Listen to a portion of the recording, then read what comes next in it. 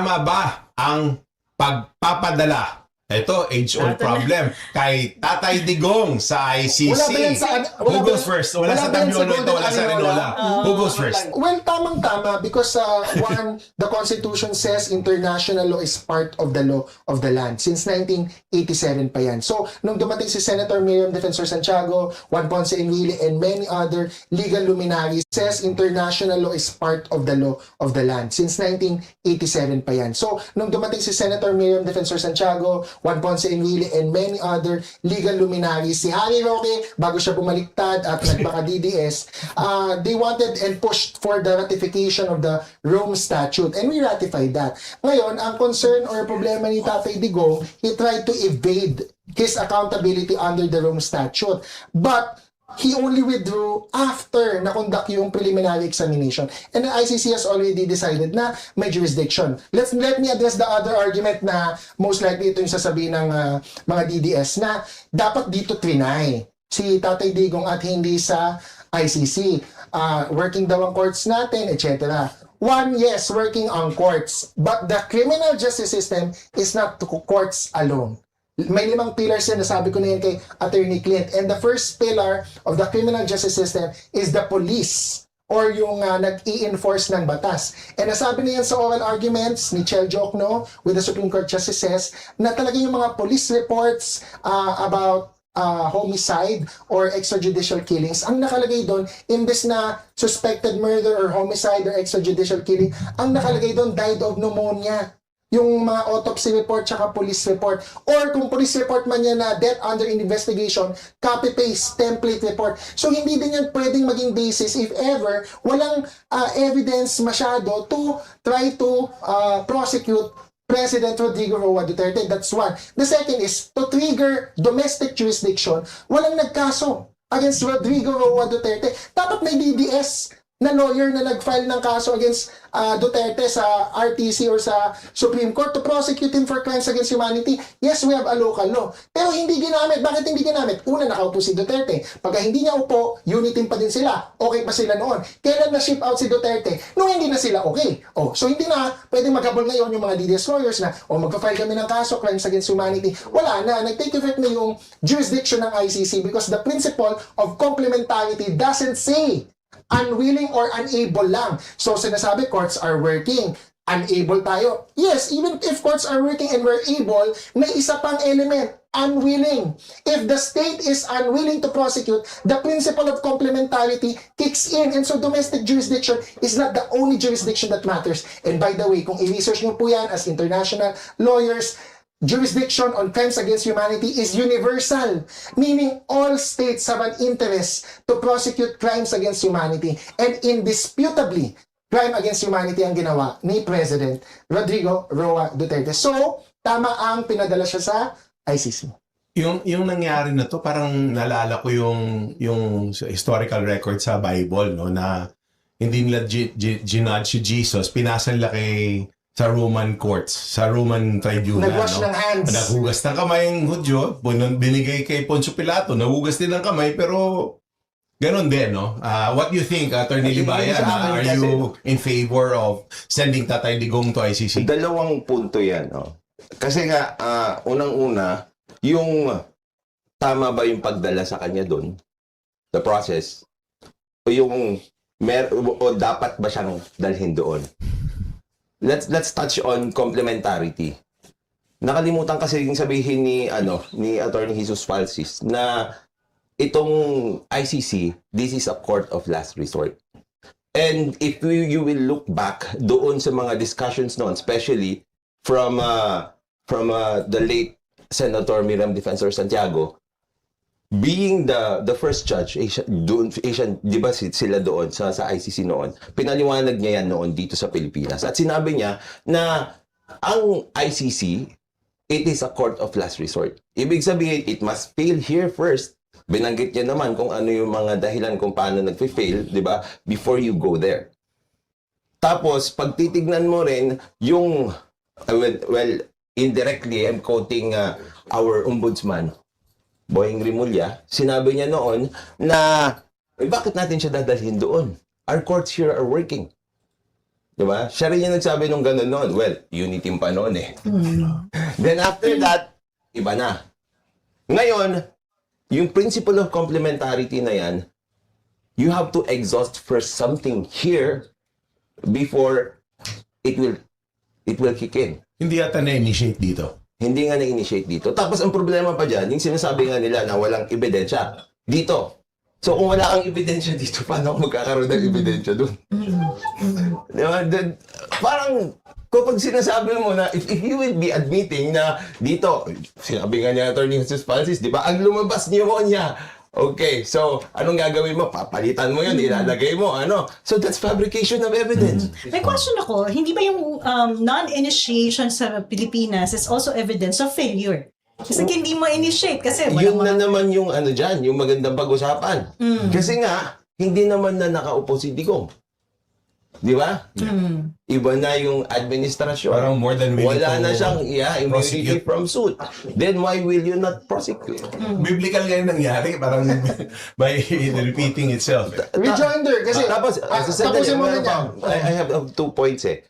Yung isa pa, yung pagpapadala sa kanya, nasunod ba yung batas natin dito? I have no problem kapag dadalhin sila doon as long as nasunod yung due process.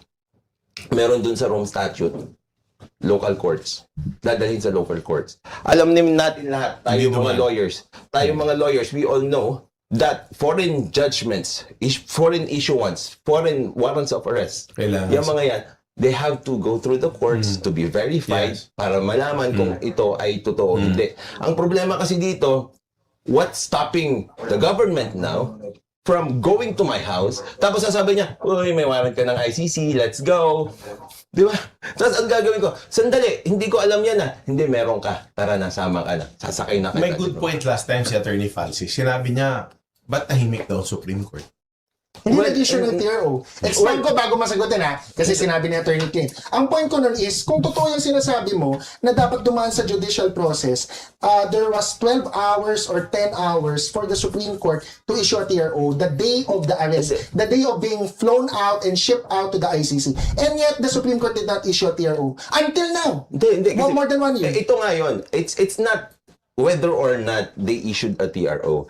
It is whether or not the law was followed. Bakit ayaw mong sagutin? Sasagutin ko. Ito, bakit ayaw mong sagutin yung batas na yung mga papeles na galing sa isang foreign tribunal kailangan dumaan dito. Yung kasal nga bago divorce kailangan dumaan sa korte. 'Di ba? Para maputol lang yung kasal. Ngayon if they will take you out the country tapos magpapakita lang sila ng dokumento from you don't know where.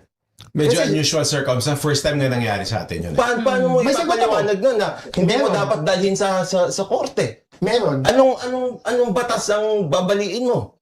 Okay ka na, Attorney, sa Yeah, 2 points? Okay, Oh, go! hindi. Balikan ko muna bago ko sagutin yung immediate question, ano yung legal basis. One, sabi niya, kailangan i-exhaust daw muna ang local courts in terms of the jurisdiction, yung complementarity. That is not true. Again, na-meet yung unwilling or unable. We were unwilling. Walang kinaso kay Rodrigo Duterte. Suggestion ko ngayon sa mga DDS lawyers kung ayaw nyo ma-ship out si Bato at si Bongo sa ICC, kailangan may magkaso ng kaso na criminal case of crime against humanity against Bato and Bongo para mag-kick in yung domestic jurisdiction, mawala ng complementarity ang ICC. Free advice, ha? Yes. Sinabi ko kay Attorney Jimmy Bondo, sabi niya, we'll think about it. Sabi ng mga DDS lawyers na kausap ko. I'm good friends naman with some DDS lawyers. Kasi co-host natin. Hello, Jimmy. So, unwilling or unable, it's not true. Yung exhaustion of local remedies, pang ibang issue yun. It doesn't apply dito sa ICC. Ngayon, punta tayo dun sa legal basis of why he was shipped out without court intervention. Tanungin din natin yun. Logically, kung talagang magaling ang Supreme Court, and the Supreme Court is the supreme interpreter of the law, ba't hindi sila nag-issue ng TRO? Because they can issue TROs. Mabilis nag-issue ng TRO pag the Supreme Court sees an irreparable injury na kailangan pigilan kagad kasi otherwise, hindi mo na nga mauwi si Tatay Digong. And yet, they did not issue a TRO. It's because we have an existing law, RA 9851. It is an act defining crimes against humanity and prosecuting the crime thereof, etc., etc. Doon po sa law na yon, may isang section that says, the Philippines may either surrender. So, meron po tayong bagong concept. Kailangan po kasi ang lawyers nagmamandatory continuing learning education. We have to update ourselves every time. So, surrendering is not the same sa extradition na kailangan dumaan muna sa local courts or an international warrant na dapat dumaan sa local courts. Surrender on the basis of crimes against humanity is a sui generis na type of procedure na the Supreme Court did not issue a TRO. Kasi sabi niya, oo nga, baka lang nga, wala pa kasi Supreme Court decision. But I'm saying, ang sagot sa tanong niya na ano yung legal basis, rhetorical question ako, ba't hindi nag-issue ang Supreme Court ng TRO? It might be because, it will probably be because may RA 9851, the concept of surrender. Ito, nakita niyo yung inimbento niya na naman, di ba? Wala siyang legal basis. Textually! Hindi, tignan mo. Brother, nasa batas Okay, yun. wait. Ikaw kasi, you don't answer the question. That's your problem. The question is, yung validity ng warrants of arrest. Yung mga papeles na galing sa abroad na i-implement dito, yun yung pinag-uusapan. Ngayon, tumalong ka sa surrender. Anong process ng Sagutin ko surrender? din yun. Sagutin ko din yan. Tapos ngayon, iniiwasan mo yung dokumento. How will you prove that that particular document actually is authentic? It's true to itself. Okay. Diba? That's why you go to court.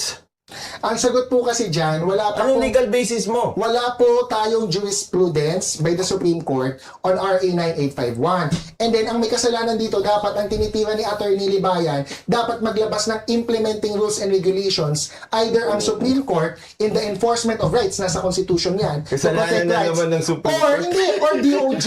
Kasalanan ng Supreme Court Sandali. na naman. Kasalanan ng Supreme Court na naman. May tama kami tatlo Let me dito. explain. Mali yung sinasabi na hindi ko siya sinasagot. Surrender is textual. Makikita po nyo yan. Pag ginugol nyo, nandiyan yan sa RA 9851. Textual yan, hindi ko po yan invento. And yung sagot na yun does answer his question because that is the legal basis bakit we recognize yung ICC warrant as valid because nandun po sa RA 9851 that we can surrender upon a valid warrant. Ngayon ang tanong niya, how do we determine a valid warrant? Ang position ni Libayan, kailangan judicial, domestic court or judicial local process ang mag-determine yan. Kaso walang implementing rules. So, sino magfo-fall under to determine the validity of a warrant? Because you are surrendering to an international court or a foreign body, no? It is the president.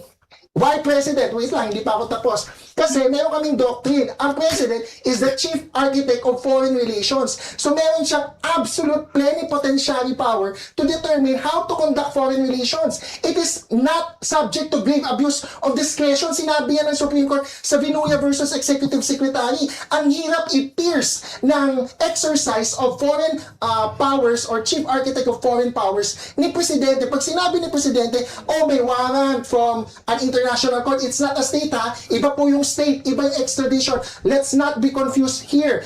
We're talking about nasa RA 9851, cooperation with an international tribunal, which is the ICC. And the surrender there is not determined by anyone else except the President unless you have implementing rules and regulations issued by the Supreme In Court other words, or the parang DOJ. isa makatuwid, tuwirin natin, Si BBM. napadala si Duterte sa Hague dahil kay BBM. Oo. Well, siya yung nagsasabi niyan, di ba?